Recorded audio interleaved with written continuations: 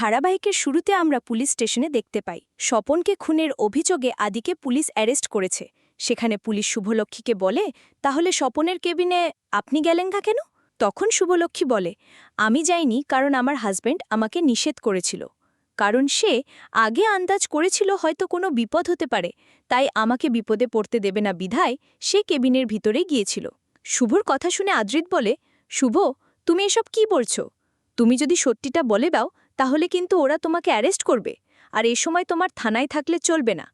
আমাদের সন্তানের কথা ভেবে অন্তত একটু চুপ করো।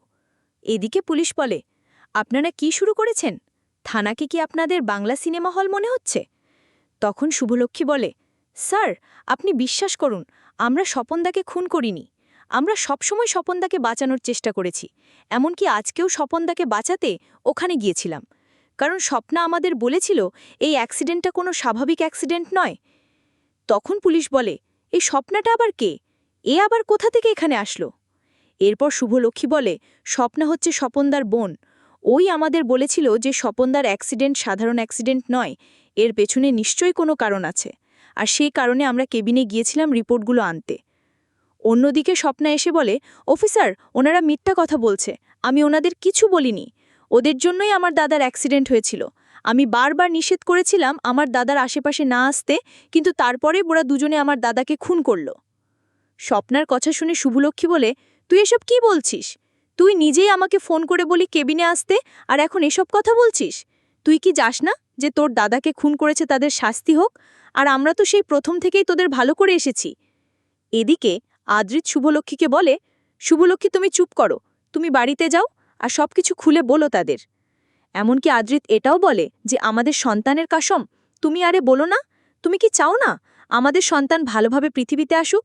অন্তত ওর কথা ভেবে তুমি চুপ করো। তখন শুভলক্ষ্মী বলে, আমি বাড়িতে গিয়ে কি বলবো? বলবা যে আমার জন্যই তোমাকে পুলিশ অ্যারেস্ট করেছে, সবকিছু তো আমার জন্যই হয়েছে। তখন পুলিশ অফিসার বলে, আপনাদের কিন্তু দুজনকেই আমি লকআপ ভরে দিব। তখন শুভলক্ষ্মী বলে, হ্যাঁ, আমি তো এটাই চাচ্ছি, কারণ সবকিছুর জন্য আমি দায়ী। কেন আমার স্বামী লকআপে যাবে? আমাদের দুজনকে লকআপে আটকে রাখেন, সেটাই ভালো হবে।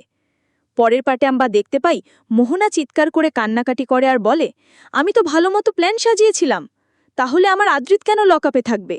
আমি তো স্বপনের খুনের দায়ে শুভলক্ষ্মীকে অপরাধী বানাতে চেয়েছিলাম, কিন্তু সেটা যে আদ্রিত হবে সেটা বুঝতে পারিনি। এদিকে মোহনার চিৎকার শুনে আকাশ এবং মোহনার মাঝ উঠে এসে বলে, তুই এভাবে চিৎকার করে কান্না করছিস কেন? কি হয়েছে? তখন মোহনা বলে, দাদা, তুই আদ্রিতকে বাঁচা, আদ্রিত খুব বিপদে পড়েছে। তখন আকাশ জিজ্ঞেস করে, কি হয়েছে সেটা তো বলবি? তখন মোহনা বলে, আদ্রিত এখন লকআপে, ওকে পুলিশ অ্যারেস্ট করেছে। অন্যদিকে রায়বাড়িতে আমরা দেখতে পাই আদ্রিতের মা ড্রয়িং রুমে এসে সবাইকে চিৎকার করে ডেকে বলে, ভোর হতে চলল, এখনও আদ্রিত শুভলক্ষ্মী বাড়িতে ফেরেনি, ওরা কোথায় গেল সেটাই তো বুঝতে পারছি না, আমার খুব টেনশন হচ্ছে। তখন আদ্রিতের বাবা বলে, হয়তো একটু বাইরে গেছে, চলে আসবে, এত টেনশন করার কি আছে? একটু মোড় ঘুরিয়ে আমরা পুলিশ স্টেশনে দেখতে পাই স্বপ্নার অভিযোগে পুলিশ আদ্রিতকে লকআপে ঢুকিয়ে দেয়। তখন শুভলক্ষ্মী বলে, আজকে আমার জন্য তোমার এই অবস্থা, আমি তোমাকে ঠিক এখান থেকে ছাড়িয়ে নিয়ে যাব। তখন আদ্রিত বলে, আমাদের সামনে অনেক বড় লড়াই আসছে, সেটা তোমাকে শক্ত হয়ে লড়তে হবে। এদিকে শুভলক্ষ্মী মনে মনে ভাবে, একদিকে মাতৃত্বের লড়াইয়ে লড়তে হবে, অন্যদিকে আমার স্বামীকে নির্দোষ প্রমাণ করতে হবে। অন্যদিকে আদ্রিত মনে মনে বলে, আমি জানি তুমি আমাকে ঠিক এখান থেকে নিয়ে যাবে, কিন্তু তার জন্য তোমাকে ভালো থাকতে হবে, আমাদের বাচ্চাটাকেও সুস্থ রাখতে হবে। পরবর্তী পার্টে আমরা রায়বাড়িতে দেখতে পাই আদ্রিতের মা এবং বাকিরা সবাই খুব টেনশন করে এবং বোনা বলে, আমরা অযথাই এখানে বসে টেনশন করছি, কাজের কাজ কিছুই হচ্ছে না, অযথাই আমাদের ঘুম নষ্ট হচ্ছে, হতে পারে ওরা বাইরে ঘুরতে গেছে।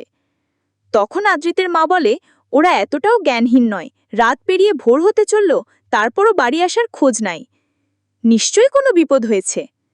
শেষ সিনে আমরা দেখতে পাই শুভলক্ষ্মী পুলিশ স্টেশন থেকে বের হয়ে বাড়ির দিকে রওনা হয় এবং বলে, আমি বাড়িতে গিয়ে সবাইকে কিভাবে বলবো যে আমার আদ্রিতকে লকআপে রেখে এসেছি, যেটা আমার জন্যই হয়েছে, আমার ভুলের কারণেই আজকে আদির এই অবস্থা।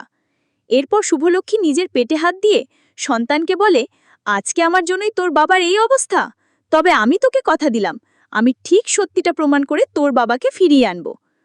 তো দর্শক, এই ছিল গৃহপ্রবেশ ধারাবাহিকের আজকের আপডেট। পরবর্তী আপডেট সবার আগে পেতে আমাদের চ্যানেলটি এখনই সাবস্ক্রাইব করুন।